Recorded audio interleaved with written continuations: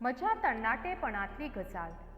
एक दीस म्हज्या शेजारचें भुरगें व्हडा व्हडान रडत म्हज्या म्हऱ्यांत आयलें.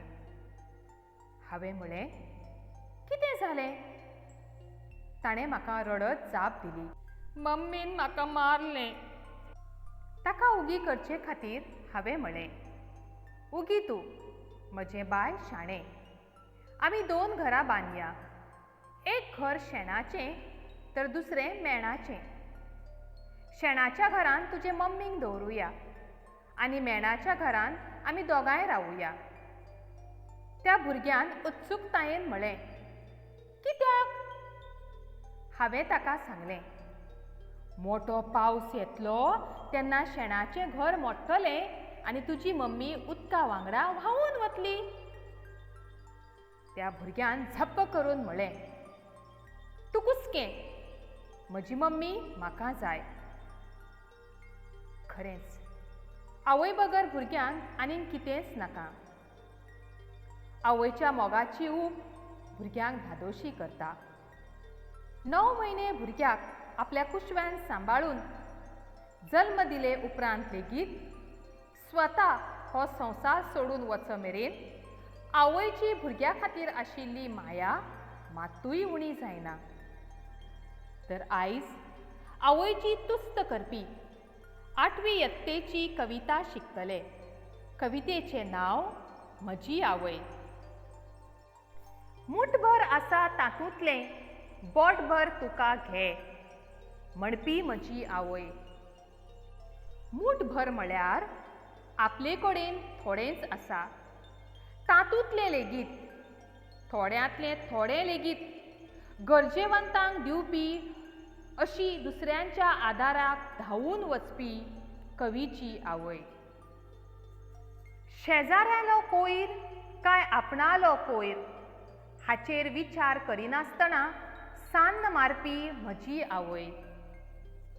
हें म्हजें तें तुजें अशें घेवन बसपी मनीस केन्नाच सुखान जियोंक पावना. म्हजें तुजें करिनासतना सगळें मोगान वेंगोवपी मनीस ह्या संवसारान धादोशी मनान जियेता.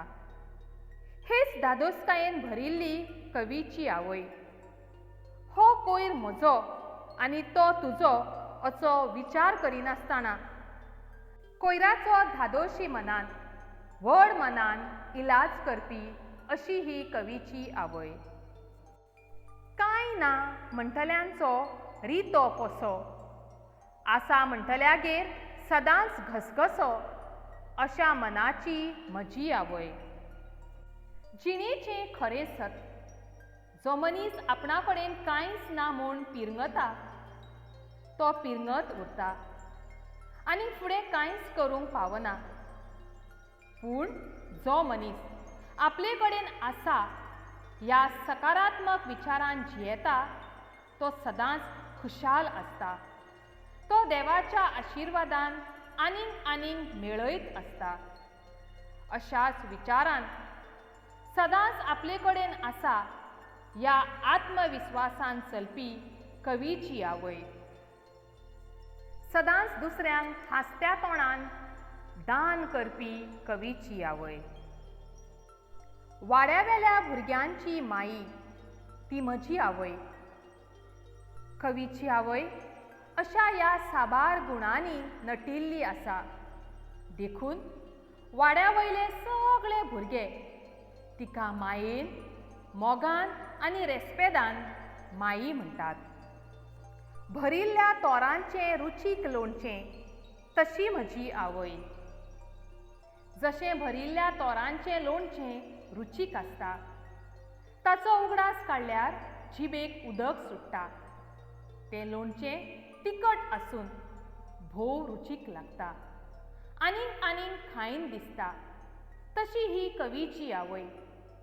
वायट गजाली केल्यार आपलो तिखट स्वभाव म्हळ्यार राग दाखोवपी, पूण बऱ्या गुणांक मोगान वेंगोवपी अशी ही कवीची रुचीक आवय. आवयच्या गुणांची तुस्त करूंक गेल्यार हो जल्म पावचो ना, पूण सदांच आमी तिच्या गुणांची तुस्त करची. भोव करून म्हातारपणार तिचो मोगान सांबाळ करचो. देव बरें करूं.